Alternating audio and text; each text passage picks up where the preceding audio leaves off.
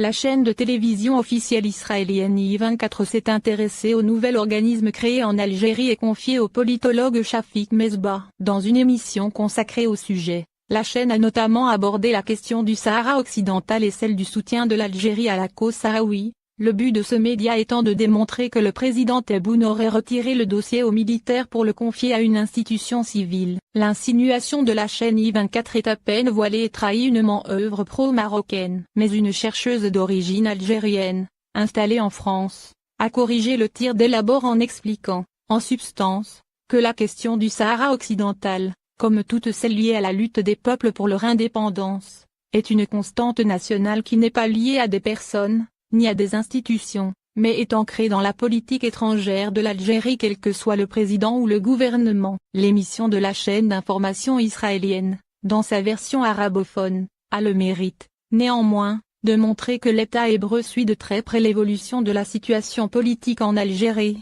dans un double contexte marqué par une crise interne camouflée pour le moment par la crise sanitaire mondiale, et par le rapprochement de plus en plus ouvert entre le régime de Tel Aviv et un certain nombre d'États du Golfe qui viennent de confirmer leur disposition à renforcer la coopération avec Israël dans le cadre du nouvel ordre mondial pensé et imposé par Washington. On apprend, en effet, que l'Émirat arabes unis, le Bahreïn et un troisième pays membre du CCG que le Jérusalem Post qui rapporte l'information ne nomme pas, il s'agit très probablement l'Arabie Saoudite, ont décidé de financer des recherches conduites dans des laboratoires israéliens pour trouver un antidote au Covid-19. L'Agence algérienne de coopération internationale pour la solidarité et le développement a été créée pour participer à l'élaboration et à la mise en œuvre de la politique nationale de coopération internationale en matière économique, sociale, humanitaire, culturelle,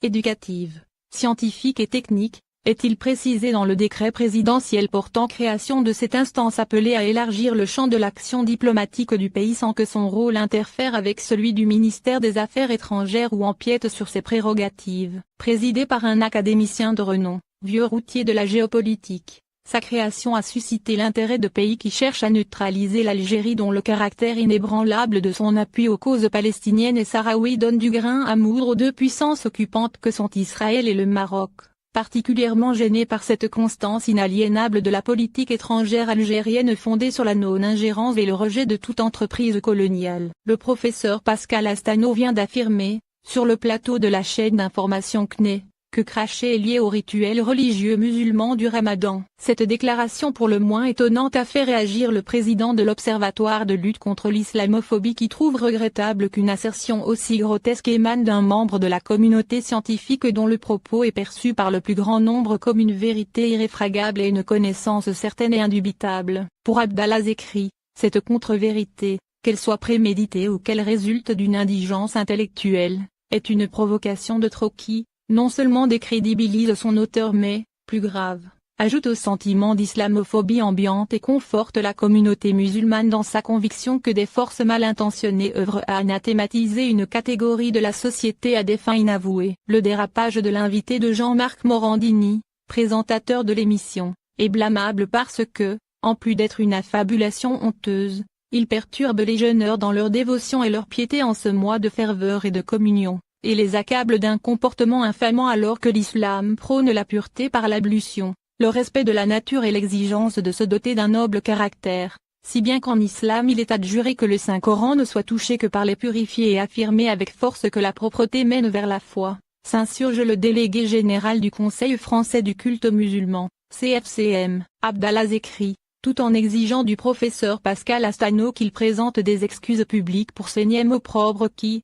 par sa récurrence maladive, devient, lui, proprement rituel, affirme avoir saisi le Conseil supérieur de l'audiovisuel, CSA, et se réserve les droits d'agir pour faire sanctionner par les voies légales ces propos indignes qui ont scandalisé et heurté les musulmans de France. Il appelle la chaîne à prendre ses responsabilités et présenter, elle aussi, ses excuses aux millions de musulmans blessés par les propos irresponsables de ce médecin. L'Algérie doit impérativement tourner la page de l'or noir. Les cours du Bre. Référence du pétrole algérien pointait, hier, vers 13h00, légèrement au-dessus des $30, une situation qui fausse les calculs du gouvernement qui s'est doté d'une loi de finances calculée sur la base d'un baril à $50. Les experts l'estiment autour des $100 pour que les équilibres financiers soient assurés. Un instantané qui donne une idée de l'ampleur des dégâts que va provoquer la dégringolade des prix et surtout de l'urgence de s'affranchir des exportations pétrolières. L'économie nationale, dont les recettes en devises en dépendent à plus de 93%,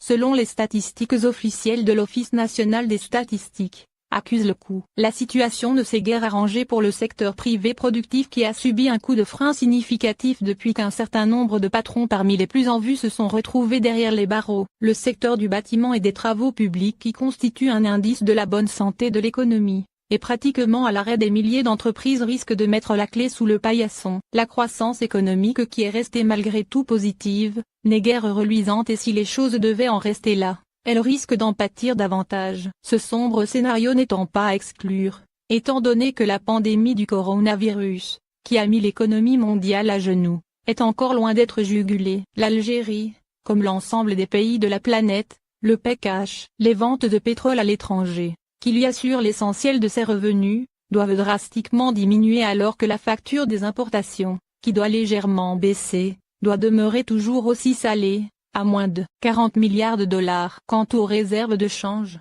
fabuleuse manne financière, qui avoisinaient les 200 milliards de dollars fin 2013, ne représenteront plus que quelques 44 milliards de dollars d'ici la fin de l'année 2020. Les experts tirent la sonnette d'alarme. Pour le moment, on a manqué d'efficacité pour diversifier notre économie. Il s'agit d'un véritable problème. Il faut aller sérieusement vers des assises nationales sur l'économie, et ouvrir ce dossier loin de tout populisme ou toute surenchère, car une telle situation ne peut continuer, a conseillé l'économiste Moustapha Mokidesh. Cette politique industrielle permettra de réduire la facture d'importation et de créer des postes d'emploi, a affirmé Abdelmajid Tebboune qui a chargé le ministre de l'Industrie et des Mines, Farah El Ibrahim de recenser toutes les ressources naturelles nationales non exploitées afin de renforcer nos capacités d'exportation, de compenser la baisse des recettes d'hydrocarbures et de préserver cette richesse aux générations montantes. Il est donc impératif de s'orienter immédiatement vers l'investissement dans le secteur des énergies renouvelables pour l'exportation,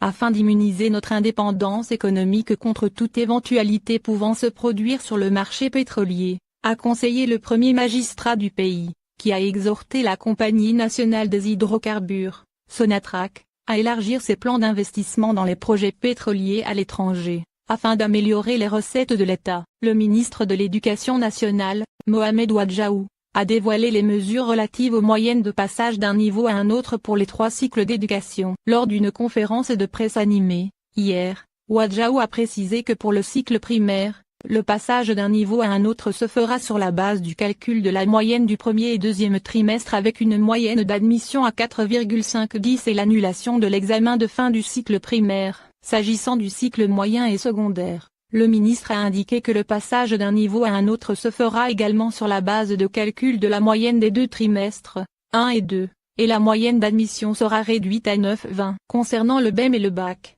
le ministre a précisé que les épreuves se dérouleront respectivement la 2e et 3e semaine de septembre et seront basées uniquement sur les cours dispensés. Ouadjaou a fait savoir, à ce propos, que les établissements scolaires ouvriront leurs portes, pour une durée admissible si les conditions le permettent avant le déroulement du BEM et du baccalauréat, pour assurer aux élèves une révision et une prise en charge psychologique de manière à les préparer aux 2 examens, rappelant que la rentrée scolaire 2020-2021 est prévue début octobre prochain. Ces précisions viennent confirmer la décision du Conseil des ministres, qui a tranché sur l'avenir des élèves. Il a été ainsi décidé du report, au mois de septembre, des examens du baccalauréat et du BEM. Outre l'annulation de l'examen de fin de cycle primaire, les épreuves du baccalauréat se tiendront durant la 3e semaine du mois de septembre et celles du BEM durant la 2e semaine du même mois, a précisé un communiqué sanctionnant les travaux du Conseil des ministres. Outre l'annulation de l'examen de fin de cycle primaire, le Conseil a également décidé que le passage d'un niveau à un autre pour les cycles primaires, moyen et secondaire s'effectuera sur la base du calcul de la moyenne des premiers et deuxièmes trimestres et de la baisse de la moyenne d'admission. S'agissant de la formation professionnelle, le Conseil des ministres a décidé le report à septembre de la session de février et l'ouverture d'une nouvelle session pour l'année prochaine. Pour le secteur de la formation et de l'enseignement professionnel, il a été décidé le report, au mois de septembre, du lancement effectif de la formation pour les stagiaires et apprentis inscrits au titre de la session de février 2020. outre l'ouverture d'une nouvelle session de formation pour l'année prochaine, à partir de la mi-octobre 2020, souligne le même communiqué. Pour plus de précision, la même source ajoute que les apprentis stagiaires sont en mesure de rejoindre les entreprises économiques publiques et privées où ils sont inscrits, une fois que ces dernières reprendront leurs activités. S'agissant de l'année universitaire, il a été décidé de reporter la rentrée universitaire à la mi-novembre 2020 et de programmer les soutenances des mémoires et des thèses de fin d'études pour les étudiants concernés,